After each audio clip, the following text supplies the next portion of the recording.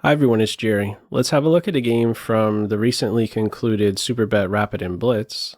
This was an event won by Magnus Carlsen. He has the white pieces. This was a round 5 blitz game, 5 minutes with a 2-second increment against Kirill Shevchenko. Let's have a look. Sicilian Defense, Dragon Sicilian, and to be a bit more exact, we have an accelerated dragon. Now, whether you're facing the dragon or playing the dragon, I think this game has something for you. I think I'll be sharing some tips you may find helpful for either color. Now, a basic note or two about this accelerated dragon. This guy stays home for just a hair. These two guys have this direct pressure on d4. White has to tend to that.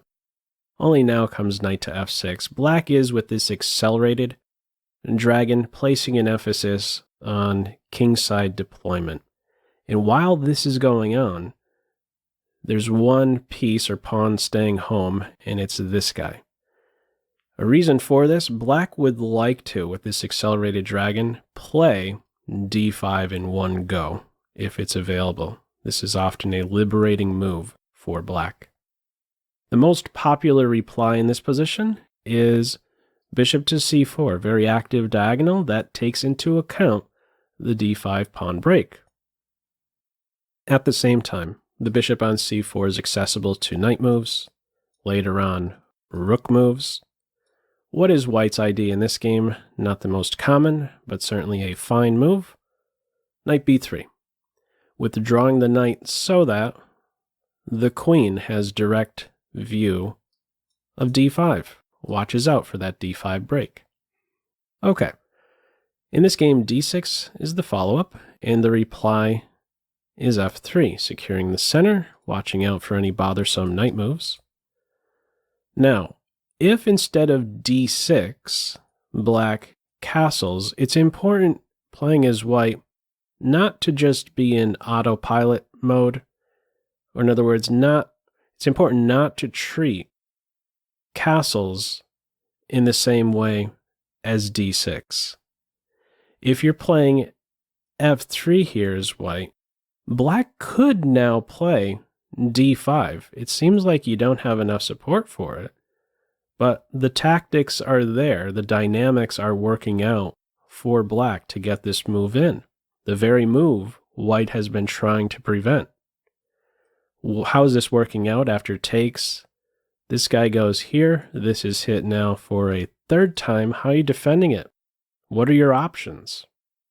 Bishop c4 could be undermined with this sharp move b5. One of these two is now going to be distracted from defending d5. And even right around the corner, bishop f5, looking pretty irritating.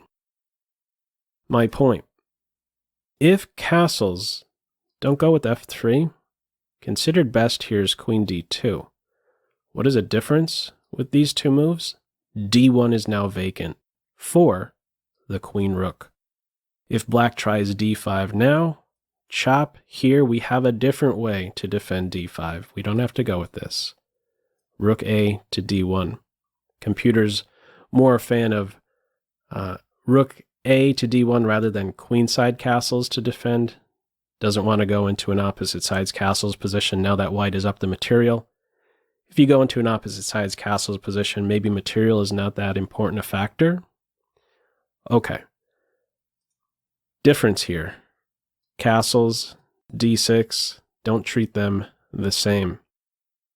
d6, f3, castles, queen d2, play develops normally from here. Bishop e6, queenside castles, knight improvement, king improvement, rook improvement. Here come the h-pawns. h4 met with h5. There's a hook. This guy right here. How can we get at it? g4, can't do it right now. f3 would hang. So, bishop e2. Now, if you're playing as Black, if you're looking at this move knight to c4, I'd like to mention, think more about that knight c4 move only after this guy has taken a step. That way, when you're in there, White has to spend a second move to remove the knight. Okay. The black knight doesn't hop in there in this game, but just I think a little tip there regarding tempi in the position. Play follows with a6. And now we have bishop to d4. So this may be a tempting move, playing as white right here. Bishop to h6. Even one move earlier, it may have been tempting before bishop e2. This is not really a good idea for white to try and eliminate the dark square bishop in this case, because we would have this thematic sacrifice. Black would have this thematic sacrifice to blast open the kingside, and this is going to distract white from trying to pursue an attack against the black king. These knights are very strong defenders for the kingside, and black is now going to be reminding white very soon about the weaknesses on the kingside. So we have to be mindful, in other words, white has to be mindful of this thematic exchange sacrifice on c3. White is addressing that right now with bishop to d4. So when I'm reviewing for these games here, when I'm preparing for this video, one of the things that stuck out to me is when I see bishop to e2, I think to myself, isn't the consistent follow-up to play g4, isn't that the idea? We went to e2 to watch over this so we could play g4. Why is g4 not played now? There's an issue with g4 right now. Let's see what that is. Black would be able to take, and after the move f4, the knight can hop in here, chop, chop, h5. Yet again, we have this idea by black to go with the exchange sacrifice on c3. If you take with the pawn, you're going to get squashed. Knight takes e4, hits the queen. The knight's going to be hopping in there probably very soon. If you take with the queen, this is a very messy position. Black has been successful at least with distracting white from going all in, attacking the king. White has some things to watch out for. There's a discovered attack looming, some knight move. My point, white has to still keep a watchful eye over this exchange sacrifice. Don't be in a rush to play g4 just yet. White does follow up in the best way. Bishop d4 is considered best. Now I know this is only a 5-minute game, 2-second increment, but we got a great player here, obviously. Extremely accurate play by Carlsen, even though it's only a 5-2. All right, bishop d4 first. This move carries with it there's a technical threat here. The reply is queen c7. Now, black's last move was a6, and it would seem you're playing a6 to follow up next with b5. But if b5 is played, white could bring this into a technical position. White could knock this knight out and not be afraid of this guy. The diagonal is shut. And most importantly, the queens come off. So there isn't this concern. There wouldn't be this concern of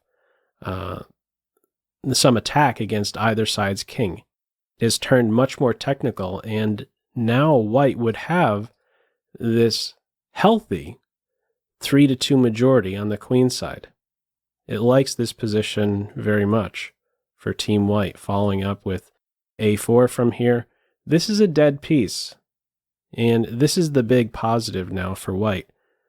My point, bishop d1, we're watching over, exchange sacrifices, we're looking maybe to tame this bishop, and we're also a moment away from bringing it into a technical phase, an endgame phase. All right, black ducks that, gets out of this idea to go into an ending. If white is taking In this position, it's not the same. Queens are still on. King safety is still a big issue. B5, B4, A5, A4. Where are these guys going? Not a good idea for white to take the knight in this position. Okay.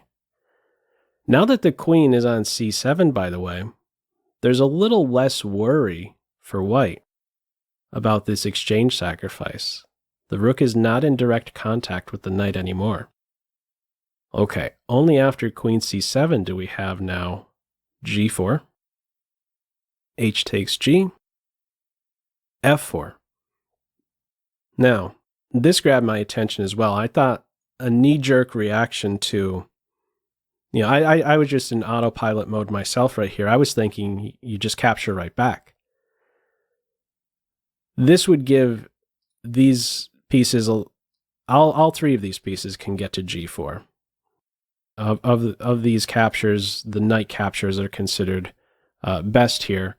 There's a really cool defensive line here for black. I want to highlight this. I found this really instructive. If white is going with this capture here, F4, first of all, move played in the game, considered the very best move, but right next to it, second best, is this capture. Now, if that capture is on board, black could take with either knight. Let's say this knight is capturing, and then white is following up with H5. I have a pop quiz for you. How would you react here as black? If you'd like to, go ahead, pause the video, see what you would come up with. Okay. Important defensive test for you playing on the black side. There is only one move that keeps black in the game, and that is bishop H6. Not only attacking the queen, but now blockading this pawn. Black can now follow up with this move G5, and this guy is kind of now working against white. White would prefer not to have this pawn on the board. Black's using it as a shield for his own king, and has managed to close the kingside and buy himself time to advance on the queen side, maybe with the B pawn, the A pawn. So it's a nice defensive resource that black would have. This sequence right here is just a two-move sequence. Flicking in bishop H6 and then getting in G5 changes the character of the position entirely. Okay, the move in this game is F4, pressing against the knight. Where does it go? This is where black goes wrong. Very, very easy to go wrong in this position. The move played in the game is knight to C6, and it's over. We're going to get one forceful move after another, and the black kingside is going to get ripped right open. What are black's options here? The best move is, surprisingly enough, a piece sacrifice, B5. This is considered best. Let's see what this looks like. It says takes, here, push the knight around. We get into this really messy position where black manages to exchange at least a pair of rooks, and how in the world are you supposed to assess this one? Computer, no problem for the computer. It says it's around even. Okay, I almost feel like I would prefer to be, maybe more than almost, I think I would prefer to be black here, especially if you get the queens off. That's a group of 5 pawns. They're all passed. Okay, that's a pretty wild line, to be sure, to go for a piece sack, to simply ignore this pressure on the knight and just launch the B pawn. Okay, he doesn't launch the B pawn. He goes with the more human move. It's only a blitz game. He goes with knight to C6. What's the other human-like move? I would say it's to dive into this square. How could that be destroyed? You take the knight and then push on with the H pawn. If pawn takes pawn, you swipe the knight. Take here is one of many winning continuations. And if you're taking with the knight, that's getting busted up. Take the knight, F5, Queen g5 right around the corner, crushing attack. Okay, this goes nowhere. Knight c6, the move played in the game, that also goes nowhere. Let's see how this one finishes up. Very direct play. Bishop takes knight. Bishop takes bishop. Knight d5. Everything's hitting with an attack. Queen's hit. Knight is removed. Recapture. Another threat. Knight d4. Bishop takes g4. Another threat. Knight takes knight. White takes towards the center. Very simplified. No knights on board. Who's quicker? One move out from creating tension.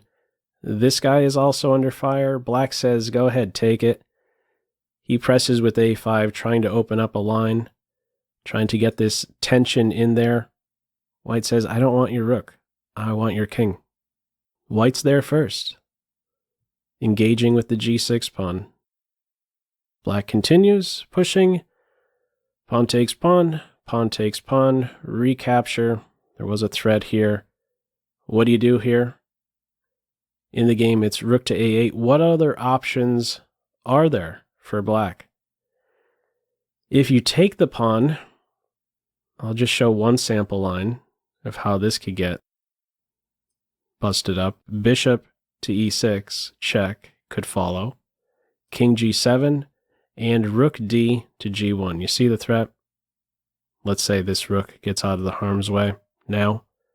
Whenever you're attacking with these three majors, don't be afraid to sacrifice one of them to eliminate a key pawn. Yep, this is leading to mate.